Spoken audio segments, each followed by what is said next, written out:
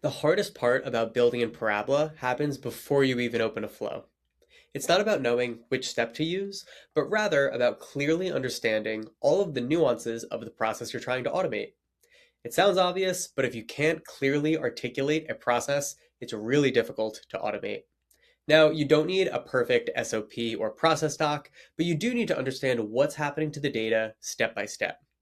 Your bar should be, do I understand this process well enough to hand off to a teammate? If so, you are ready to start automating. The goal of this lesson is to teach you the repeatable framework you can use to automate your work before we introduce the fundamentals of Parabola. The flow framework outlines the most foundational building blocks of flow building and is meant to make the process feel more straightforward and actionable. It has 5 steps, and it starts by pulling in data from all of our different data sources. From there, we can clean that data before we combine it across sources, and then layer on more of our business logic when we transform that data. Finally, once our data is actionable, it's formatted correctly, ultimately we can go ahead and send it off wherever it needs to go. Altogether, we have pull, clean, combine, transform, and send, or PCCTS. This shouldn't feel like a totally new way of working with data, but rather something that systemizes the way that you're already working with data in spreadsheets. Let's take a look at an example for a process that might feel familiar. Take a sales by channel report, for instance.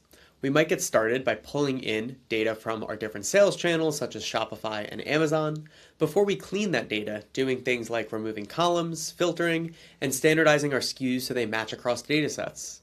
From there, we can combine our data, doing things like stacking the 2 tables on top of each other so that they're consolidated, before we transform that data, whether that is an aggregation, building sorting logic, or maybe identifying top performers. Once our data is clean, it's consolidated, we've transformed it, we can send it off wherever it needs to go, whether that means updating a dashboard or emailing out a sales report to the team. Now, this is obviously an oversimplification, and your process might not map as cleanly step by step, but the framework is helpful for organizing your thoughts and keeping you on track as you build your first flow.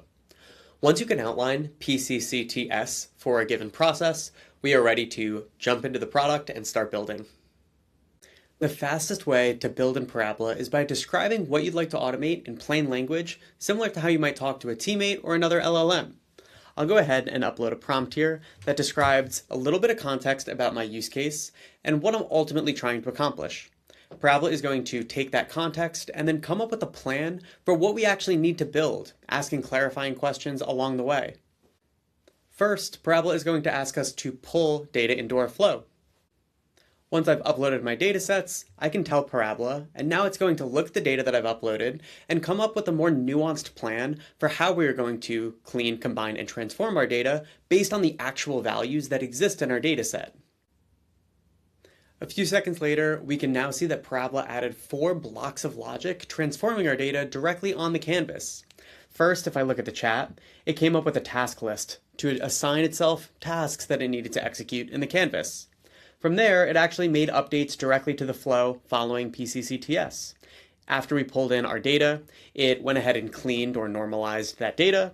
It combined the 2 different sources, and then ultimately transformed it, doing things like filtering along the way. And within each of those steps, we can see Parabola gave us really rich documentation on exactly how the data is being changed. So if we would like to go into a step and ultimately manipulate the logic and give feedback, we can simply tell Parabola exactly how we'd like the data and the logic to be changed. As you just saw, this comes together pretty quickly once you give Parabola the data and context on what you're trying to solve. So the real skill becomes being able to understand what Parabola actually puts on the canvas and having enough data literacy and fluency to actually give feedback and understand the results on your canvas.